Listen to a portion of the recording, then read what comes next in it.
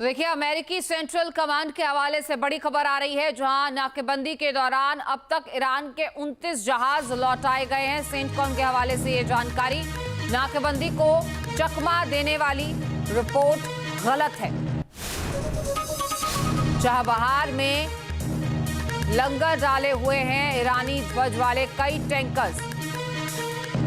तो ईरान जो कह रहा है कि नाकेबंदी को हम चकमा दे रहे हैं, सेंटकॉम का कहना है कि ये बिल्कुल गलत रिपोर्ट है। 29 जहाज हैं जिन्हें वापस लौटाया गया है इस नाकेबंदी के दौरान, यानी सख्त पहरा है और कड़ी नजर रखी जा रही है। तो वही ईरान से तनातनी के बीच अमेरिका ने युद्ध अभ्यास किया है चिली की नौसेना के साथ। पूर्वी प्रशांत महासागर में यह अभ्यास किया गया। तो एक तरफ वार्ता की कोशिशें हो रही हैं, लेकिन दूसरे ही स्तर पर आप देखिए कि कैसे आने वाले युद्ध को लेकर तैयारियां तेज की जा रही हैं, युद्ध अभ्यास किए जा रहे हैं।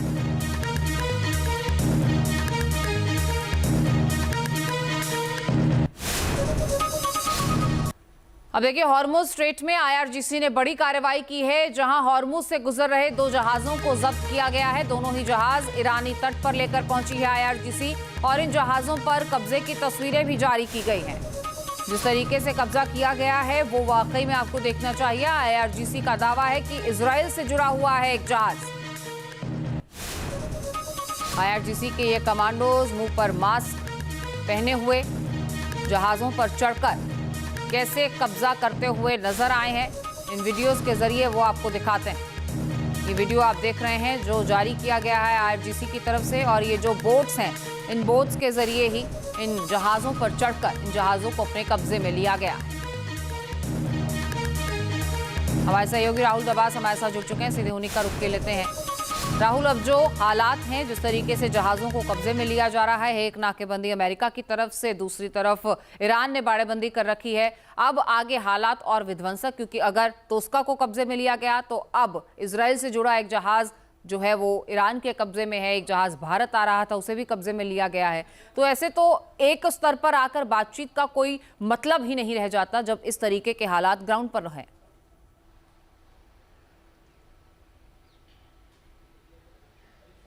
देखिए, बातचीत के लिए 2 चीजें महत्वपूर्ण है। पहला है कि किसके पास क्या कुछ है देने के लिए। अभी तक था स्टेट ऑफ हॉर्मोन्स पूरी तरीके से तेहरान के कंट्रोल में था, क्योंकि 32 किलोमीटर का नैरो चौक पॉइंट है, जहां पर बहुत बड़ी एरिया में तो माइंस बिछाई हुई है। लेकिन अब उसके आगे जाकर के एक नया घेरा अमेरिका ने बना लिया है, जहां पे पोसाइडन P-8 उनके जो प्लेन्स है वो उड़ रहे हैं, जिनका जो सोनार सिस्टम है काफ़ी पावरफुल है, जो समंदर में जहाज़ों का पता लगा सकता है।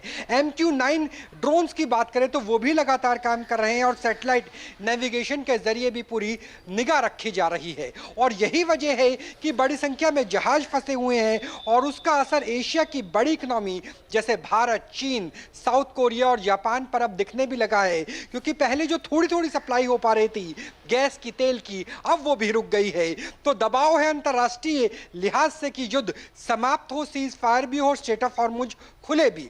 दूसरा दबाव इस लिहाज से भी है ईरान के ऊपर कि ईरान के पास ना तो सामान आ पा रहा है, ना ही वो अपने कच्चे तेल को भेज पा रही हैं। सिर्फ कैस्पियन सी को छोड़ दिया जाए जो ईरान और रूस के बीच में है, बाकी कहीं से भी उनका नेवल ब्लॉकेड हटता हुआ नजर नहीं आ रहा। और अमेरिका ये पोस्चरिंग दिखाने की कोशिश कर रहा है कि अब जब बातचीत के टेबल पे आओगे तो हमारी शक्ति के साथ ही शर्तों पर समझौता भी कर लेना। तो वो पोस्चरिंग भी चल रही है। ये फॉग ऑफ वॉर है, क्योंकि युद्ध विराम तो है, लेकिन एक दूसरे के जहाज पर गोलियां भी चलाई जा रही है। बिल्कुल, और ये कैसा युद्ध विराम है ये समझ पाना भी मुश्किल है, क्योंकि दोनों ही तरफ से एक दूसरे के जहाजों को कब्जे में लिया जा रहा है, उन पर अटैक किए जा रहे हैं। कहीं इंजन रूम को ध्वस्त किया जा रहा है, तो कहीं जहाजों पर चढ़कर उन्हें कब्जे में लिया जा रहा है। हालात कहीं पर भी सामान्य नहीं है।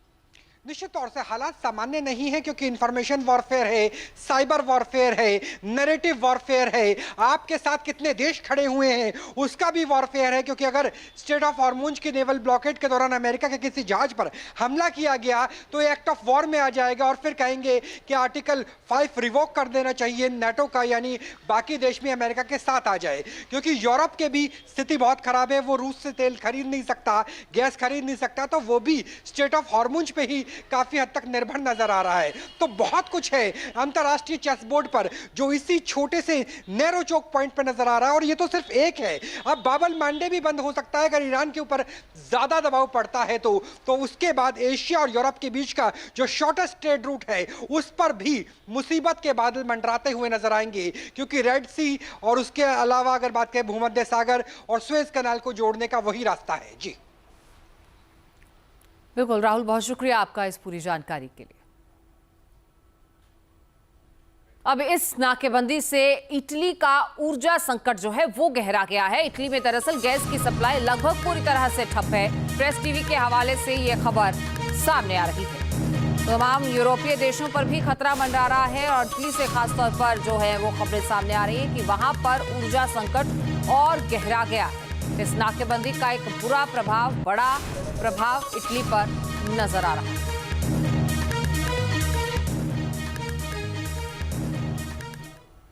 अब हॉर्मुज ब्लॉकेड की अगर बात की जाए, अमेरिका और ईरान आमने सामने नजर आते हैं। अमेरिका ने इसकी नाकेबंदी जारी रखने का फरमान सुना दिया है और ईरान इस रूट को खोलने के लिए मिलिट्री एक्शन की तैयारी कर रहा है। और इसी बीच समंदर में जहाजों पर अचानक से हमले बढ़ गए हैं। मौजूदा टकराव कैसे और विस्फोटक हो रहा है, ये आप इस रिपोर्ट से समझिए।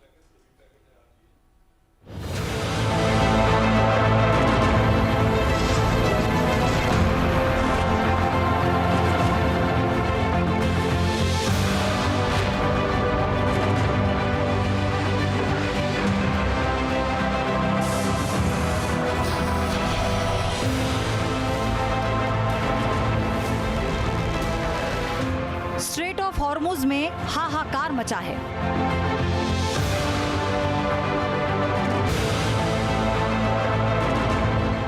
अमेरिकी नेवी ने हॉर्मुज ब्लॉकेड के जरिए ईरान पर दबाव बढ़ाने की कोशिश की है। 13 अप्रैल से ही यहां नाकेबंदी जारी है। 24 घंटे यहां निगरानी की जा रही है।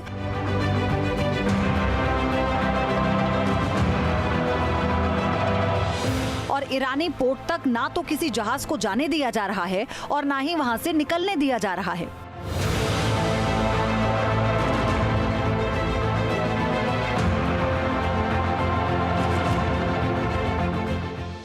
ईरान और अमेरिका के बीच जारी तनाव के दौरान एक बड़ी घटना सामने आई। एक तरफ पीस टॉक का दूसरा दौर रद्द हो चुका है, दूसरी तरफ हॉर्मुज स्ट्रेट को लेकर टकराव पहले से ज्यादा बढ़ गया है।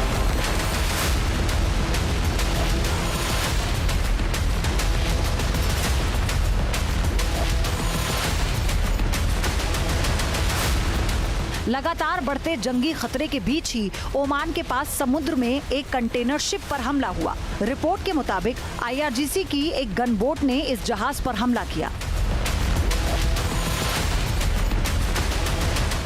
यूके मैरीटाइम ट्रेड ऑपरेशंस के मुताबिक ओमान के पास एक जहाज से जुड़ी घटना की रिपोर्ट मिली। ये घटना ओमान के उत्तर पूर्व में करीब 15 समुद्री मील की दूरी पर हुई।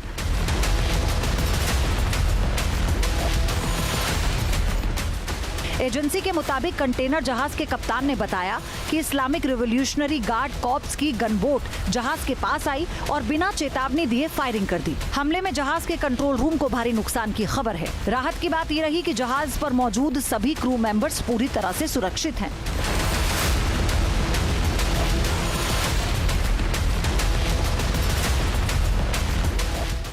समुद्र में ये तनाव ब्लॉकेड शुरू होने के बाद से ही लगातार बढ़ रहा है। 20 अप्रैल को अमेरिका ने यहां ईरान के शिप तोस्का को कब्जे में ले लिया था। अमेरिका के मुताबिक इस जहाज ने समुद्री घेराबंदी के नियमों को तोड़ा था।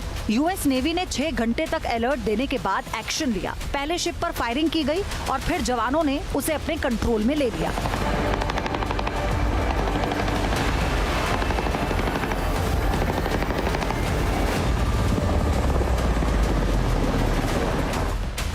अमेरिकी नेवी के इस एक्शन को ईरान ने समुद्री डकैती करार दिया है और काउंटर अटैक के लिए अमेरिकी युद्धपोतों की तरफ ड्रोन भेजे थे। ईरान ने दावा किया कि IRGC की कार्रवाई के बाद अमेरिकी सैनिकों को पीछे हटना पड़ा।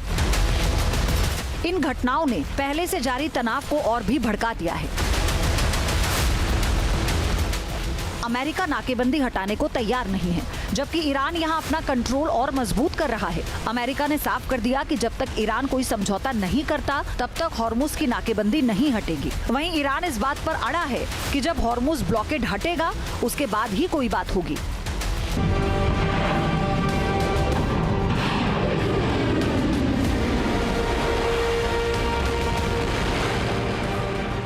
तेहरान में अमेरिका को लेकर अविश्वास है और ईरानी सेना की बातचीत में भी अमेरिका को लेकर अविश्वास है। इसीलिए ये एक चेतावनी है कि टकराव का एक और दौर आगे हो सकता है।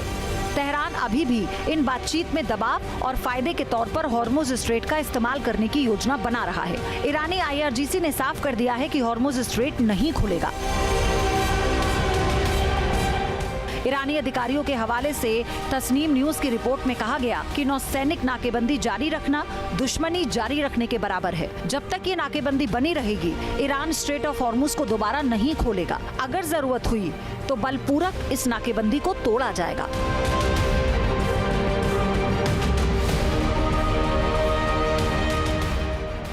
दूसरे चरण की बातचीत रद्द होने की सबसे बड़ी वजह अमेरिका का हॉर्मुज और ईरानी बंदरगाहों की नाकेबंदी करने का फैसला है। दोनों देशों के बीच हॉर्मुज को लेकर अब तक कोई समझौता नहीं हो पाया। ऐसे में दोनों ही अपना अपना कंट्रोल इस जगह पर बता रहे हैं। अमेरिका नाकेबंदी कर बैठा है तो ईरान भी अब सक्रिय हो गया है और इस इलाके से जाने वाले जहाजों पर कब हमला हो जाए इसका खतरा बना हुआ है। कानूनी तौर पर स्ट्रेट ऑफ हॉर्मुज का रास्ता अंतर्राष्ट्रीय है, इसलिए सभी देशों के जहाजों को गुजरने का अधिकार है। मगर जमीनी हकीकत में ईरान अपनी सैन्य मौजूदगी की वजह से यहाँ अपना प्रभाव बनाए हुए है। वहीं अमेरिका और उसके सहयोगी इस प्रभाव को चुनौती दे रहे हैं, इसीलिए टकराव लगातार बढ़ रहा है। ईरान में अमेरिका की कार्रवाई के खिलाफ भारी आक्रोश है। हालात यहाँ तक बिगड़ चुके हैं कि हॉर्मुज ब्लॉकेड का जवाब सैन्य कार्रवाई से देने की मांग उठने लगी है। ईरान के सिक्योरिटी एनालिस्ट और संसद के अध्यक्ष गालिबाफ के सलाहकार ने धमकी भरे लहजे में कहा है कि ट्रंप की ओर से सीज फायर की मियाद बढ़ाए जाने का कोई मतलब नहीं है। हारने वाला पक्ष अपनी शर्तें नहीं थोप सकता। घेराबंदी जारी रखना बमबारी से किसी तरह भी अलग नहीं है और इसका जवाब सैन्य कार्रवाई से ही दिया जाना चाहिए। इसके अलावा ट्रंप का संघर्ष विराम आगे बढ़ाना निश्चित रूप से एक चाल है ताकि अचानक हमला करने के लिए समय मिल सके।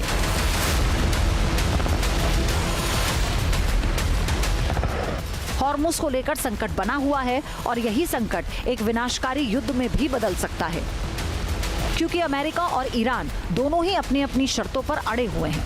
ऐसे में जंग छिड़ने की अटकलें तेज हैं और इस बार बमबारी हुई तो उसका नुकसान भी कल्पना से परे हो सकता है। Team news nation. अब से DD फ्री डिश की चैनल नंबर 57 पर देखिए न्यूज़ नेशन।